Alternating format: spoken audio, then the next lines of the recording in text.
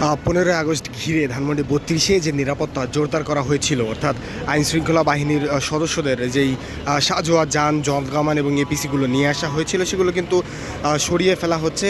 দর্শক, যেমনটি দেখানোর চেষ্টা করছি, ঠিক ধানমন্ডি 32-এ যে সড়ক রয়েছে, সেই সড়ক থেকে কিন্তু এই যে সাঁজোয়া যানগুলো রয়েছে, সেগুলো এখান থেকে সরিয়ে নেওয়া হচ্ছে এবং যে অস্থায়ী ব্যারিকেড ছিল সেটি খুলে এই সাঁজোয়া যানগুলো কিন্তু এখান থেকে বের করা হচ্ছে। আমরা দেখছি আইনশৃঙ্খলা রক্ষাকারী বাহিনীর সদস্য যারা রয়েছেন তারা কিন্তু সামনে যেই যানবাহনগুলো রাখা ছিল, অর্থাৎ মোটর বাইক কিংবা রিক্সাগুলো রাখা ছিল, সেগুলো সরিয়ে প্রথমে রাস্তাটি ফাঁকা করে একে একে এপিসি এবং যেই জলকামান রয়েছে, অর্থাৎ আইনশৃঙ্খলা রক্ষাকারী বাহিনীর সদস্যদের যে সাঁজোয়া যানগুলো রয়েছে সেগুলো কিন্তু নিয়ে যাওয়া হচ্ছে।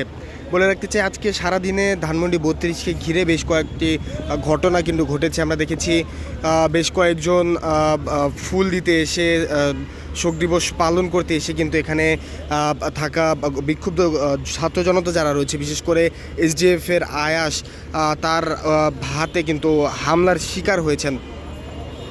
এবং আমরা দেখেছি রিক্সা চালক থেকে শুরু করে বেশ কয়েকজন কিন্তু এখানে এসেছিলেন। সকাল হতে দুপুর পর্যন্ত এরকম চিত্র দেখা গেল। দুপুরের পর থেকে বেশ নীরব ছিল ধানমন্ডি 32 এলাকা এবং সন্ধ্যা নাগাদ কিন্তু সন্ধ্যা হওয়ার সাথে সাথেই যেই এপিসি এবং যে সাঁজোয়া যানগুলো ছিল আইনশৃঙ্খলা রক্ষাকারী বাহিনীর, সেই সাঁজোয়া যানগুলো কিন্তু এখান থেকে সরিয়ে ফেলা হচ্ছে।